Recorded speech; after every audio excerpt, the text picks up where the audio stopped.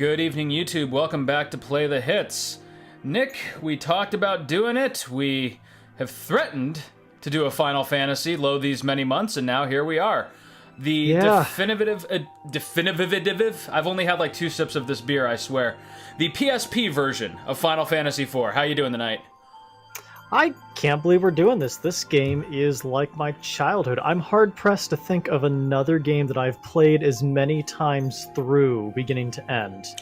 You know, pretty much same here. I don't think I've done as many front-to-back run-throughs of any game, quite as many as I've done of Final Fantasy IV. And that's across countless console generations and reiterations, which makes this kind of interesting for you because, as I'm good aware... Lord, how many different versions of this do you own? Pretty much all of them that were available in America, and a few ROMs of ones that were only made available in Japan. I can count 6 different physical copies that I have. Yeah. Now, the oddity about this is I never knew this existed until you told me about it, so I'm pretty excited to see what this is. Yeah, so what's nice about this one is, even though I really did love what they did with the 3DS version of this game, I consider this to be the definitive version. One, because I like the sprite work a lot better than I like the kind of clunky 3D models. Real quick, we should probably specify that despite the opening cutscene, we are not playing through After Years. We're playing through Final Fantasy IV. No, this is just for you, our viewers at home. Look at the pretty CG. But yeah, no, as much as I really did like the 3DS, or not the 3DS, the original DS version of the game, the PSP has it beat for me because, 1, I like the sprite work, 2, it actually includes the After Years, which, as you said, we won't be playing through on this channel, at least not right away. And they also did something kind of neat, which was that they added a interlude. So it's a brief, like, 2-hour playthrough that kind of links the events of the first game to the events of the second, which is pretty neat. Because unlike other Square Enix pseudo-sequels to their Final Fantasy main games, I actually kind of liked the After Years. It wasn't as good as the original, of course, but at the same time, they didn't bastardize it. It was just kind of more of what you loved about 4. Never played it. Was never quite a selling point for me that they chopped it up and sold it bit by bit via cell phone download. But I've heard competent things about it. Yeah, and the nice thing about this, owning it on the PSP, is that it isn't really episodic. I mean, there are chapters, but they're more akin to the way that other games do chapters, you know? Oh, this is going to be that faux 3D stuff, isn't it? Come again? This is going to be that fake 3D stuff, isn't it? I'm not sure what you're referring to. Oh no, these are... Okay, here we go. They're just really detailed sprites, I see. Yeah. What would you say this style is? It's, this game was made with the idea of doing a completely faithful, just facelift of the SNES version. So it's entirely sprite-based. They obviously don't have to rely on Mode 7 like they did with the SNES, so the overworld looks a little bit cleaner. But overall, it's really just exactly what you remember from the SNES days, with, you know, much more crisp sprite work. So, I like the fact that Cecil has moral qualms about this, but apparently no one else. Yeah, right. Yeah, no, we'll fucking kill for our country. Civilians? No civilians when the crystals are involved, sir. No hesitation. No hesitation. Meanwhile, look at the guy at the bottom of the screen at the wheel. He's definitely driving drunk. Oh my god, this thing is flying! Man, really bad day to put the rookie at the helm, Captain. Yeah, this is obviously the guy who lied on his resume to get into the academy. Did not realize that'd really make him a pilot. I used to bullseye womp rats back home. Oh god, another upcoming rebel, huh? Is that their helmet or is it their hair? Helmet. Or at least I've always interpreted Cecil it as helmet. Could not look more evil right now. Yeah, I know. They really No darkened his sprites a little bit, yeah. The only thing that I don't like about, in fact, this is the only sprite in the game that I have any issues with. I don't really like the addition of the red gem on his forehead.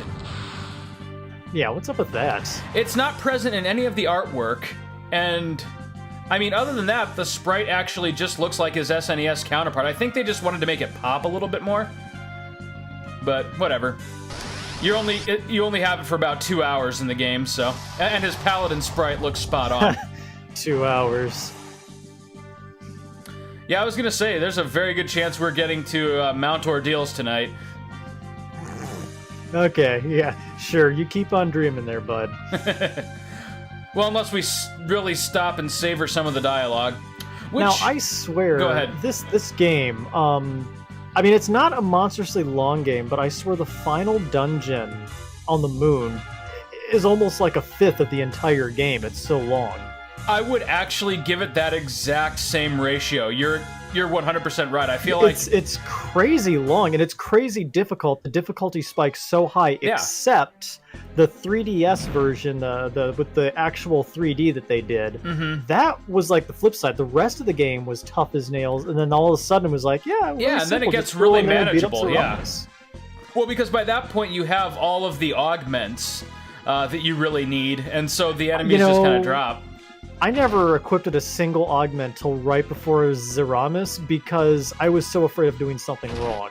Yeah, I actually bought the strategy guide for that game and just, I mean, I knew what I was getting story-wise, so I wasn't afraid to use it the whole time, so I was like a psychic when it came to collecting augments. By the way, there's no augments in this version. It is, I say it's faithful to the SNES version, it's actually faithful to the GBA version. Your Majesty, you lied. You said we'd be greeted as liberators. Right? You said they were gonna love us over there. Man, we lost so many men. So did they. Knee deep in blood. So, there's not gonna be any... have you played the GBA version of this game?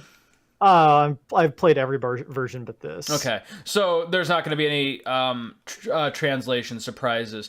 The only difference between this and the GBA version is that they finally did update the spell names. So instead of Cure and Cure 2, you get Cure, Cura.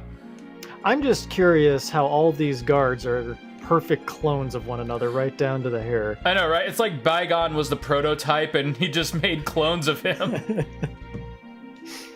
Nobody noticed, nobody said anything.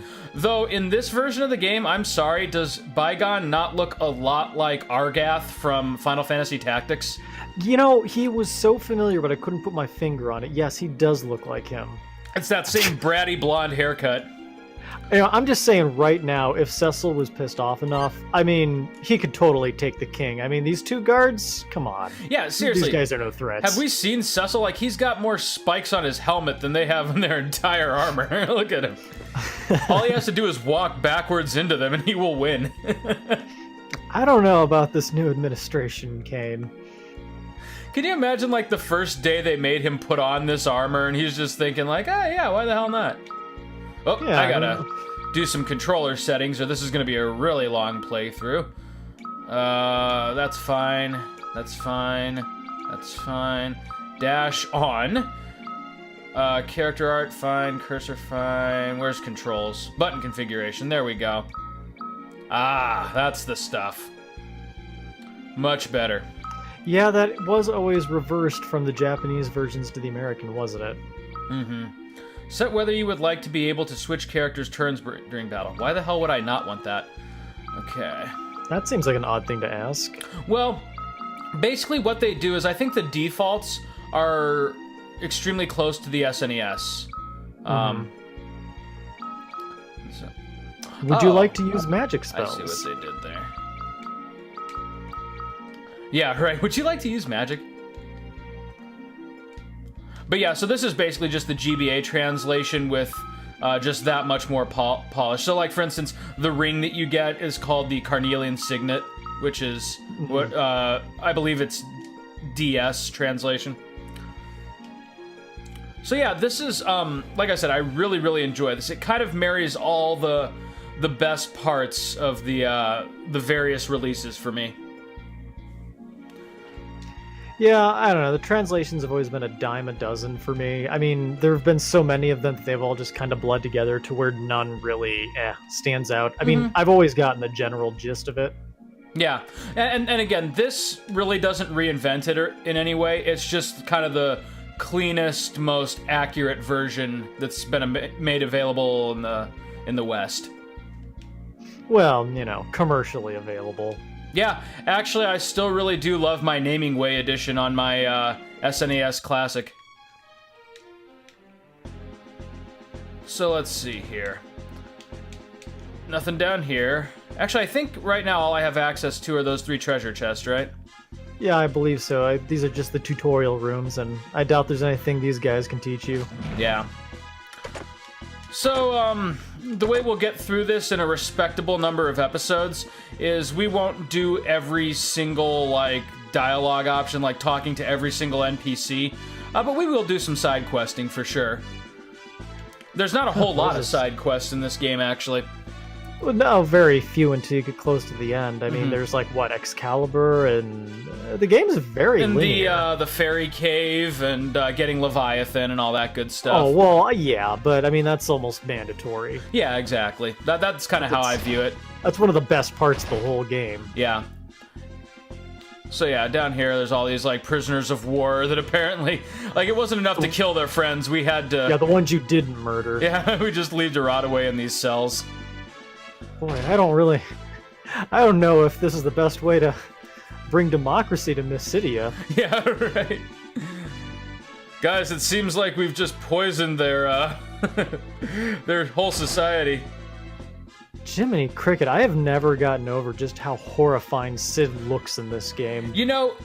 I gotta say, as freaky as he looks here, have you ever noticed his original FF4 menu artwork? It's like he's got this strange-ass, pencil neck. I mean, here they show that it's... Can't say I noticed that creepy grin over that beard was... I mean, come on, that smile is bigger than his neck. Yeah, Sid does some coke, I'm guessing. And not cola. But here, it's very clearly obscured by his beard, right? In the SNES original, look at that sprite, I promise you. It looks like he's got this, little squiggly-ass neck leading up to this giant face. Yeah, it's kind of got more of a Popeye physique in that version. Yeah. And I'm sorry, I know this was from the era of super deformed sprites and everything, but Cecil looks relatively proportional. Sid looks like they placed a bowling ball on a smaller bowling ball. Yeah, he definitely has some sort of form of gigantism going on. Yeah, maybe it's because he's so smart, his head's so big. Yeah, sure. Alright, yep, you all have misgivings. I'd love to hear about it in the morning. Cecil's room. Yep. Cecil has a chambermaid. We never hear about her again. Nope. I'm guessing she gets killed when Cagnazzo reveals himself to the castle. That'd be a strange time to do that.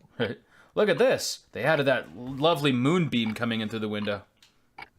Man, I don't think graphics will ever get any better than this. I couldn't agree more. In a non-ironic way, I really love the sprite work and the level of detail in this game. It's kind of neat, just the way that they did this. They kind of left no stone unturned. They didn't add. They just polished, and I am down for that. Except for that damn red jewel. Of all the JRPGs I've played, I've always really had a special place in my heart for 4 because of the relationship between Kane and Rosa. I'm sorry, Cecil and Rosa. Well, and Kane. I always thought it was so refreshing that there's no guy chases girl arc in this game. It's Cecil's already in a stable relationship, and there's just something incredibly refreshing about it. Yeah, and they just stay that way, Yeah, two functional people being functional. It's right. Okay, this is strange that this is different, right? The only thing that would make it more out of the ordinary is if Cecil had a non-deceased mother and father. Right, so no one was an orphan. But, at the very least, that kind of serves the plot. It's not like he's just an orphan for lack of a better option. There's actually some story there with his dad. We didn't exactly get a section where it's like, boy, before I leave on this mission, I should probably go say bye to mom and dad and see how my sister's doing. Right? And at that point, his home village gets burned down. No! There we go. Your Majesty! I mean, don't get me wrong. They do burn down a village, but it's not Cecil's village, and that's okay. It's accidental. Yeah, it's... Dig that artwork, Nick. Yeah, no one is attacking this castle. Also, I'm sorry, this is my favorite opening of any Final Fantasy to this day. Well, it's also the best, so... Thank you. Dude, we are jiving right now, you and I. Well, it's very kind of like a high middle fantasy-esque. You know, there's something very Tolkien-esque about this particular intro. There is, and you know, I love kind of some modern RPGs for their really well-developed worlds. But this game, just the way it's structured, you really fill in a lot of the blanks for yourself. They kind of plop you in. It doesn't over-explain itself. No, it doesn't. They plop you right in the middle of it, and you know, it's a very self-contained story. It's like this is the world, and you're just a part of it doing these things, okay? You don't need to dig super deep into the lore, because frankly, the lore in 1992 wasn't developed. They just didn't give a shit. It was a self-contained story. Like, don't get me wrong, The Witcher 3, probably my favorite RPG, definitely my favorite RPG of this generation. And there, it was the exact opposite. Because of how open-ended it was, they did give you a ton of lore. And because, well, you know, it was based on a book series with a ton of lore. I mean, as far as RPGs and video games in general went at this time period, I mean... Besides this, and maybe a handful of other games like Treasure of the Rudris and things like that. I mean, this was a pretty massive adventure for so early in the Super Famicom's lifespan. Am I not right? Oh yeah, the jump from the NES games to this was unbelievable for its time. Yeah, much like how they were able to cram so much into Mario Brothers 3 with the on the NES. Yeah. I still marvel over just the sheer amount of just sprites alone that were in that game. Oh yeah, all the different power-ups and everything that you could get, that was huge. And you know, it kind of felt the same way. Granted, in the US, it was even more of a jump, because we only got the original Final Fantasy up to this point. They, of course, released this game as Final Fantasy II in the West. And so, yeah, that's right. To go from that really bare-bones NES experience to this game was almost jarring. You know, I have to say, I really, really miss the mid to late 90s version of gaming, you know, where we're just kind of so spoiled now. You know, like any game you could want, you can just grab an emulator for with, you know, enough caution. Back then, if you didn't have it at Family Video or you didn't find a hard copy, you were just SOL. Yep. You know, there was always something so cool about going to like a garage sale and finding some super obscure cartridge and wondering what exactly was on it. No clue. Oh, yeah, I know. There was a lot of mystery and adventure to it back then. Yeah, I mean, don't get me wrong, I love the convenience factor. Right, but... to gaming in general, like...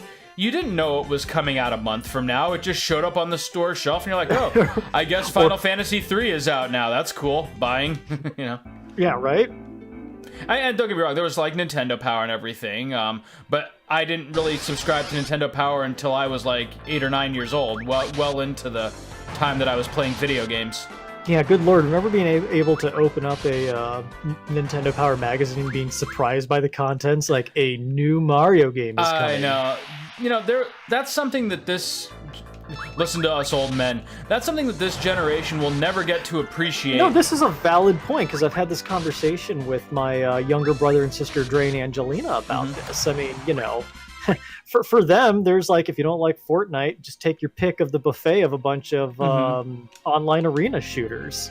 And God forbid you were ever surprised by a game or surprised by a release. It's like you said, in order to find out how a game was, we didn't have a million review sites or YouTube videos. We just played the game and we decided for ourselves whether or not it was good. Yeah, I mean, did you ever play Dragon's Quest back? No, Dragon's Crest back in the day. Remind me which one that is. This was a really obscure game for the Super Nintendo, and you play as this, like, demon from hell rebelling against Satan. Oh, I'm thinking of a different game. I was thinking of maybe Lagoon, where you play as the guy with the green cape and, like, the tiny-ass knife. Yeah, the little pocket knife. Totally different game. Yeah, okay. But no, I did not play Demon's Crest. I'm aware of what it is, but I did not play it personally. Yeah, this strange, horrifically gory, SNES game. Just, like I said, going to a garage sale, picking something up, having literally no idea what it was you were popping into your Super Nintendo. That was by the makers of Ghouls and Ghosts, if I'm not mistaken, correct? Yes, if I remember, yeah, you're right, because the main character in that game is actually the red demon that appears as an enemy during actual Super Ghouls and Goblins. Yep. Yeah, good eye there. I remember what you're talking about. That was kind of you choose to... Yeah, see, remember how in the SNES version, will you turn back? No, yes, and then he fights you? Here it's not as obscure. You choose to ignore my warnings. Yes. The mist is gathering. Check out that sweet PSP effect, Nick. If we just had a fan, we could have just blown this Esper away harmlessly. Right. So, yeah, the other thing about this version of the game, well, you played the GBA version, so you know, it's definitely not as hard as the Japanese original, but it's definitely a step up of difficulty from the SNES version that we got. Mm-hmm. So, for these early fights, there's really no danger of me dying. Yeah, well, I mean, you're on a pretty narrow track at this point. Either you level up once or twice, there's really not too much variation in the combats. Mm-hmm. I'm gonna see if Kane's jump makes him turn to mist here. Well, maybe not. Alright, maybe he's just gonna, like, try... There we go. And now we wait. And at this point, when I was a child, I was like, holy crap, what is going on? That's right. And then that was the funny thing, too. As a child, in the SNES United States version, you could keep hitting the mist, and he would just attack you for, like, 5 damage. There was no real consequence to it. So now, Nick, since Discord is not cooperating for us, unfortunately right now you don't have sound. But for your reference, the music that is playing is the rearranged soundtrack from the DS version. And you're going to have to let me know if, once you watch this first episode, if you prefer to use this version of the soundtrack, or what is really cool about this version of the game. Swap, eh? Yeah, you can swap back to the, where is it? Music selection. You can swap back to the original, which is kind of cool. Huh. That means nothing for you, but there's something really, really nostalgic for me about the SNES original soundtrack. I have a bit of a weird story about that. But I'll leave that up to you. My first encounter with the boss music from Final Fantasy IV was Mario RPG, where you fight Colix. Oh, really? Yeah, That's so hilarious. it blew my mind as a kid when I finally picked this game up on the PlayStation, I believe, as a part of the Anthology Pack. And then all of a sudden I heard that music, and I was, like I said, I was really surprised. Oh my gosh, that's so funny. Yeah, I kind of was completely bass-backwards there. The reference was the canon in my mind. Oh, wow. All right. So they just dropped a nuke on the town. All right. So my three favorite battle themes in all of Final Fantasy history are the boss theme from this game, the boss theme from FF9, and the final boss theme from Final Fantasy 12. Bit of a side note, it just now clicked on me, or clicked with me, that I'm guessing the king sent you here to burn the village and hopefully get you killed in the process. Yeah, he was not counting on us surviving this. If only I didn't dress them in all that armor. I don't know why I thought... like, I guess I've just never thought about it in all this time. Like, oh, well, we burned down the town. Guess we'll just turn back and ask a couple questions. Yeah, right. Just okay, Kane, you be good cop, I'll be bad cop. There's actually one thing that I miss a little bit from the DS version. I really liked, at least the main characters' voice actors. Like, I thought Cecil and Kane were spot on in that game. Yeah, they weren't bad. Only thing I really remember, the big thing I remember was that the voice of Golbez in the Japanese version was also the chairman from Iron Chef Japan. Are you serious? I know this because he's also Jean Valjean in the Japanese version of Les Mis, which apparently is huge in Japan. That is awesome. No way. Tonight, the role of Jean Valjean will be brought to you by Golbez? That is correct.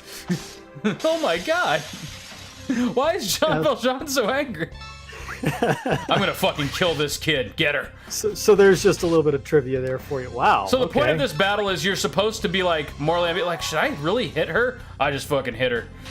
Get her. Whoa, Get her, King. It's Dulcim. Dulcim, yeah. That's awesome. Why is he so red in this version? He's just a big red naked man. That's kind of cool. You gotta admit, that's a cool upgrade. Yeah, they did some pretty cool things with this graphical engine. That is nifty. I like that a lot. Cecil's got some little tiny legs. There we go. Now he looks somewhat normal again. Now, might as well just drag this kid with me. Grabs her hair. He starts digging a hole. Whistling a jaunty tune. Well, we did what we could.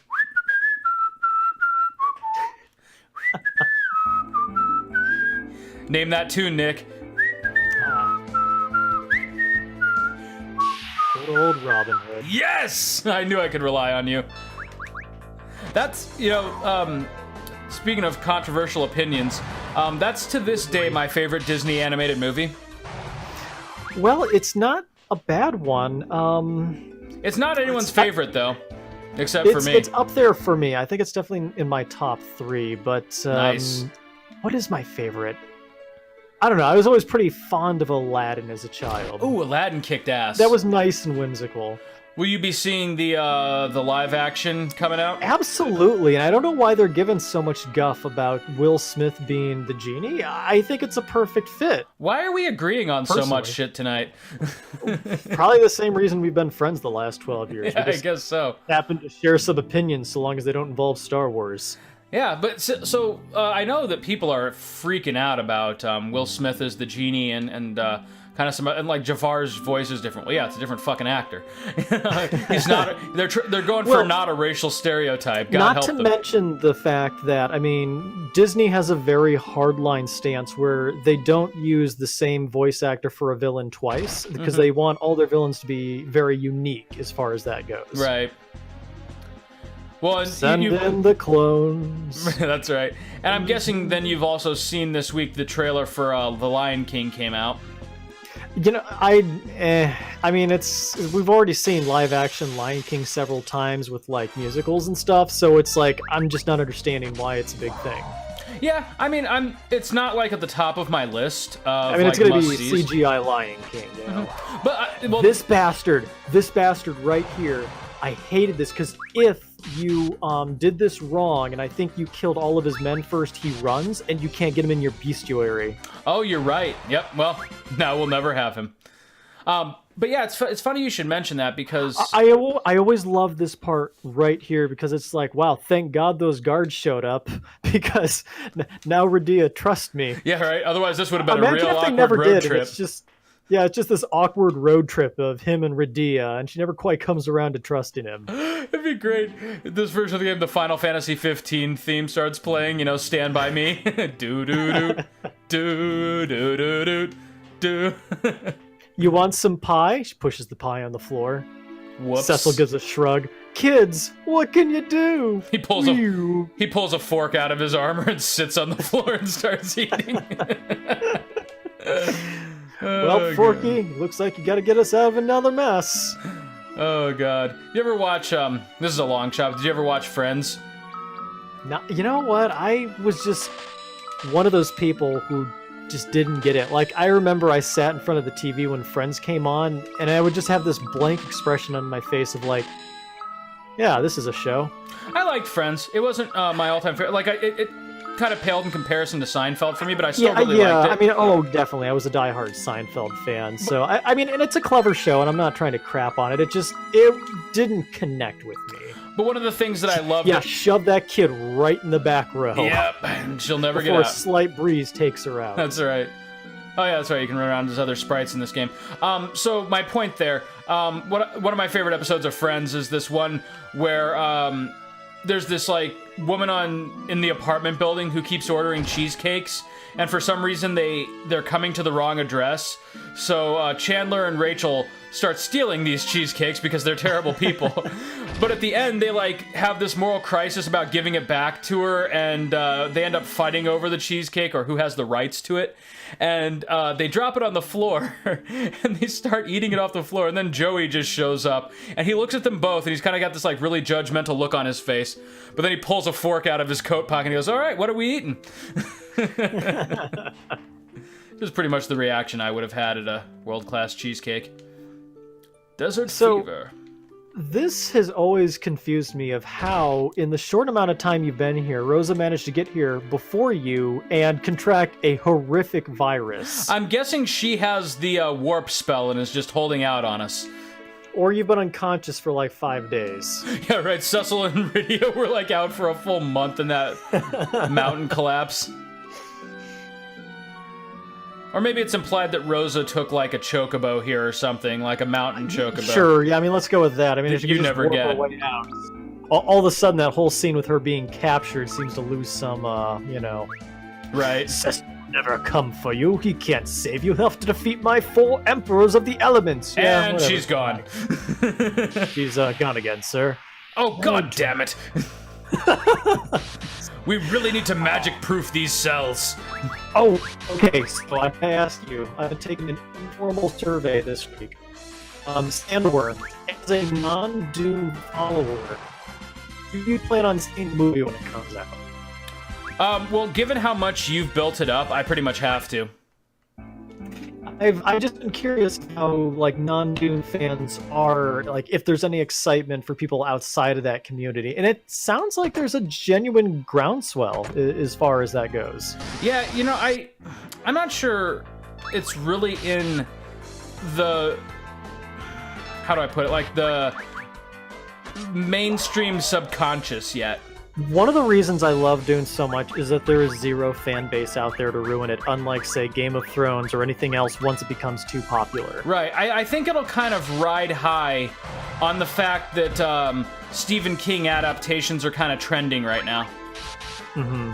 Yeah, I mean, now that Game of Thrones is coming to an end in like 5 weeks, I can definitely see everybody looking for the next big thing in that kind of category, whether it be the Witcher series or...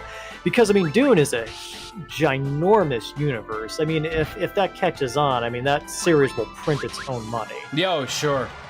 Are you, I forget, I know we've talked a little bit about it, but where do you stand? You missed it. There was, during Christmas, I just bought 5 copies of Dune, and I just handing it out to all of my friends who, I had seen over the next couple weeks, like, hey, you like sci-fi, right? Help yourself to a copy of Dune. That's awesome. like one of those people standing outside of school handing out Bibles. Only this is Nick's Bible. You're not wrong. I mean, it is basically a religious document. No, because like so much of it was influenced by Sufi Islam and Judaism. And, no, I believe it. Yeah, I mean, Frank Herbert was a genius. But anyways, you were saying something before I was I was going off on a completely different tangent. I think we've talked a little bit about this before, but what are your thoughts on the upcoming Witcher series on Netflix? I had no expectations, no interest. I mean, will I watch it when it comes out? Sure, but everybody seems to want it to be Game of Thrones, and I mean, you'd be crazy not to try to ride those coattails with that series taking a bow and leaving the stage. Yeah, but at the same time, you know full well that it's actually Game of Thrones that's eating the Witcher's cake, and not the other way around. Well, speaking of Dune, if you were to ask me... they're all taking a piece of Dune's pie? One of these days you're going to read the book, and I'll be able to tell you, essentially, Game of Thrones is just medieval Dune.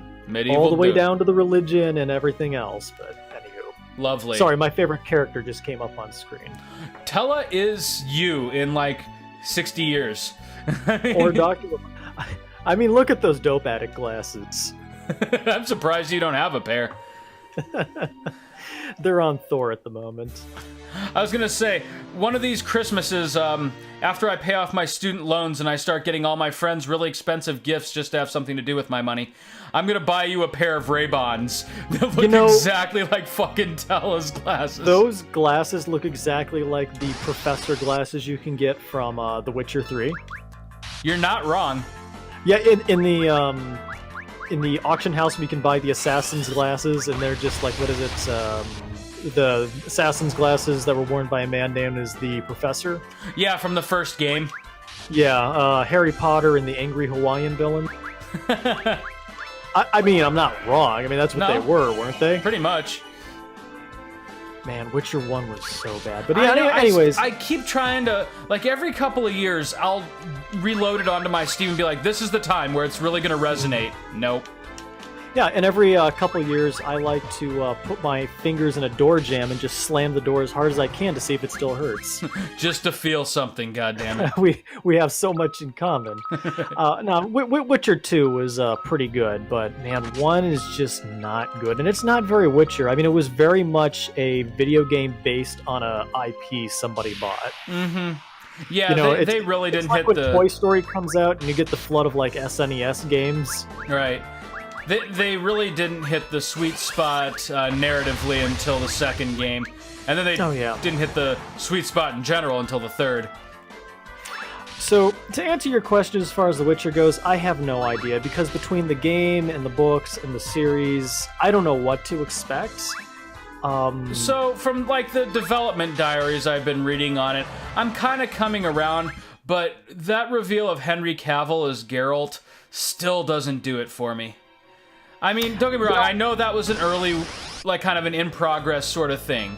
Well, he was wearing, like, a Halloween Town costume. I mean, they might as well call him, like, Gary the Witch Hunter. It honestly looked like I've seen better, like, cosplays of Geralt. Mm-hmm. And don't get me wrong, they may be going for, like, a very different version of Geralt, or like, artistically speaking, but the books lay out pretty concretely what he's supposed to look like. You know, he's supposed to be like the string bean of a human, you know? I mean, I'm not worried, Chris, because it's not my $100 million. Yeah, right. I'm paying $10 a month, if that, to watch it. So, you know, I have monetarily very little stake in this. But yeah, I'm a big fan of the Witcher universe. I want to see what they do with it. Yeah, I'm going to watch it, no question. But it's just, I'm 32 years old. It's just hard to, like, get hyped about stuff anymore, you know? Or for that matter, get really upset when something doesn't work out. Dune. Well, but at this point, though, you know that, you know, they could release, like, what's a good example? That Lord of the Rings series that's coming out. And who knows, it could be great or it could suck. But you know in another 15 years, they're just gonna do it all over again, so who gives a shit? It'd be financially responsible not to. Right. They can't let a property license like that expire. Unpopular opinions, I was never a fan of the Lord of the Rings world. Yeah, you've mentioned that a few times. It was just... Thank you. Yeah, I'm an asshole, I get it. No, that's cool. I like it a lot. It's not my favorite fantasy series, but I really like it. I mean, I guess I kind of have to, going back, like, the GoldenEye route. Was GoldenEye an amazing game? Sure, it just didn't age well. I feel the same way about the Lord of the Rings. And you're right, I do kind of have to cut a little bit of slack because of how old the series is. I mean, for what it was at its time, I get it. Nothing had really been done like that before. Breaking up a story into multiple different pieces from different people's perspectives, as well as no one had ever created or fleshed out a world with that kind of mythos before. That stuff's really cool. The characters themselves weren't very good. I mean, you know, it was just kind of a bunch of bros on a road trip. Yeah, I can see that.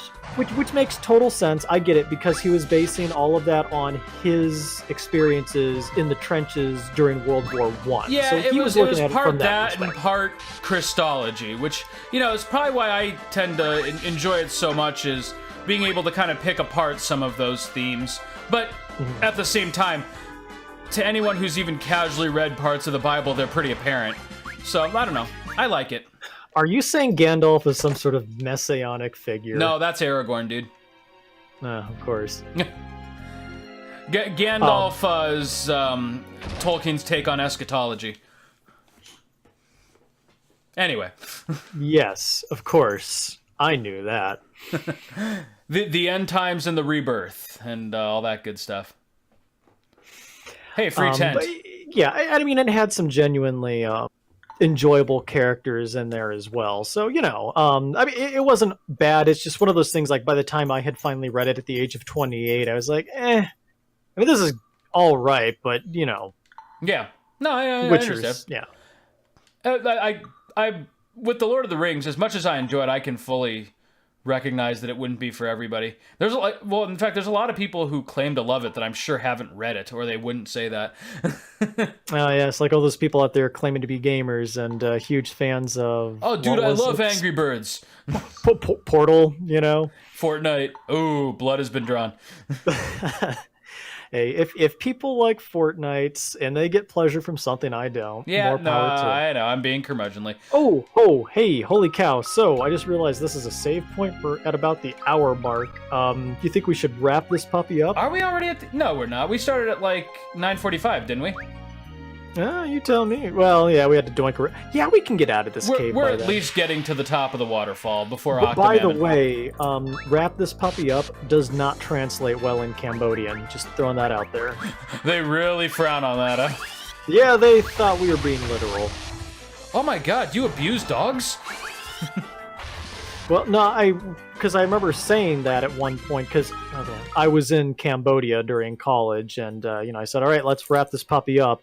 And my translator's mouth opens, and he looks at me and says, I don't understand? Like, it's a turn of phrase. And a not very good one. Oh, well, I thought the game just crashed for a second there. Oh, what, not having any of those revenants? Yeah, no, not with Cecil. Can't you just fry them? With Tella? Yeah, but why bother? I don't... Okay, I play my Final Fantasy games in a really specific way, and I've always done this since being a kid. I never, ever run from a fight, and I never, ever use any items of any kind. I don't know what it is. I'm the same way with the items. Like, I always think there's going to be some greater fight that I'll need them for, and then I never do. Yeah, because you're going to need 99 potions when you get to Zeramis, right? That's right. Actually, strangely enough, the one Final Fantasy where I really broke that rule was FF9. There were some bosses, like... You know how often they they mix up your party, and so you don't always have a dedicated healer on you. So there were some boss fights that I would really rely on the potions. And when you had to split your party a couple times, like when Kuja sends you on that awesome road trip with Zorn and Thorn, if you sent all your magic users to go retrieve the Galug Stone, you were screwed. Yeah, that's right. In so many ways. Wow, I had no idea we'd have to break out of jail, too. Yeah, that's right. I had the exact right amount of hit points for that guy. That was awesome. Man, none of these enemies are paying attention, it seems. None of them are really putting up a fight, either. It's always the Tower of Zot, though, that presents the first, real challenge of the game. Mm-hmm. And even then, I don't think it's terrible in this version. Actually, no. I would disagree. I would say it's the cave that I think is the worst, with the anti-metal cave. Oh yeah, that part does suck. But the nice thing about that is you can pretty much just unequip everything from everyone and just blitz through it running away from fights. Well, yeah, unless you've got your couple rules where you don't run away from anything. That's right, yeah, unless you're Nick Weber. Yeah. Well, I mean, I figured at some point I'm not going to be able to run, and then someone's going to crush my underlevel party. Yeah, that's fair. Well, but the Tower of Zot's nice because you make up for underleveling really quick in that one. Yeah. No gimmicks in the Tower of Zot, just straight up either you get the game or you don't. Right, and the trick there, the hardest part of that whole thing is managing Tella's MP, because you need his spells to take out half the enemies in there, but he's still only got fucking 90. Until you eventually figure out that, I love how 90 is like a crazy amount here, but that's what it will be for the rest of the game. Yep. By the time we're past Octomammon, yeah. By the time we're past Octomammon, Rydia will probably have surpassed him. Yeah, well, it's a low bar to hobble over. Which is interesting because he's old. And old people have trouble getting around. Oh dear. Good lord, that was like, oh, hey, it's those mini mages. As bad as it can be sometimes, it's still nothing compared to the SNES original in terms of stepping on a tile and getting into a new fight. But again, that didn't really translate to the American version. Did I tell you that this last year was the very first time that I played through the Japanese original in its entirety? I think you'd mentioned something about that because you had like the modded SNES Mini or something. Right, that I put the Naming Way edition on. So it was basically the GBA translation, but patched over the SNES original's content. And so, yeah, it was definitely a challenge. Goodbye, MP. Yep. We're almost to the point where we can use a tent. But yeah, it was definitely like a legitimate challenge. Not quite as maddening as the DS version could be, but, you had to ration and plan and stuff like that. Yeah, I can't imagine what the Lunar Dungeon would have looked like on there. Yeah, it was pretty bad. Okay, thank you, emulator. It's not running slow, but I appreciate that. Oh man, good lord, this cave. It is what separates the men from the boys, at least in the early game. Yeah, I kind of forgot for the longest time you can use items as, well, items. Yeah, Rydia has that going for her with the ice rod. Yeah, if I remember correctly, it's super useful early on in the game, and then not so much, levels off. Yeah. I think there's maybe like a couple things like the healing rod that are a boon one before you've got Rosa on your team, but that's about it. Yeah, it's kind of one of those nice things like before you have a lot of MP or a full party of characters.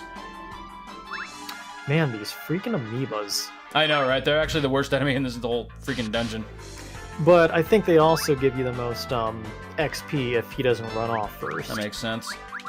Let's put this fucker in the ground. There he goes. Yeah, I think that used to be translated to... in the other versions, it was translated as Giant Cell and Water Bug. You're right, yeah. Hello, Shadowblade. Damn, I forgot how much of an upgrade that was. I love how whenever you get Cecil's next armor piece pre-paladin, like, you get... darker and darker. Yeah, the Shadow Blade and Satan's Horn, the Blood Knives. It's like, oh, gee, I wonder who this is for. Beelzebub's cock. Oh, God. Cecil's ultimate weapon. Now, wasn't there someone could use Cecil's weapons later on, or... Oh, it was Edge, wasn't it? Oh, really? Or is it just that he could throw them? No, I think Edge can actually use the Dark Swords. No shit. Never held on to him long enough to find out. Yeah, well, I never sold items or equipment either. That was another rule. Yeah, that's fair. Well, in this game, though, that's hard to pull off. Oh, that's right. Well, you can just keep jamming them down Chocobo's gullet, can't you? You're right. Yep. I never bothered to do that, though. I was minimalist, I guess.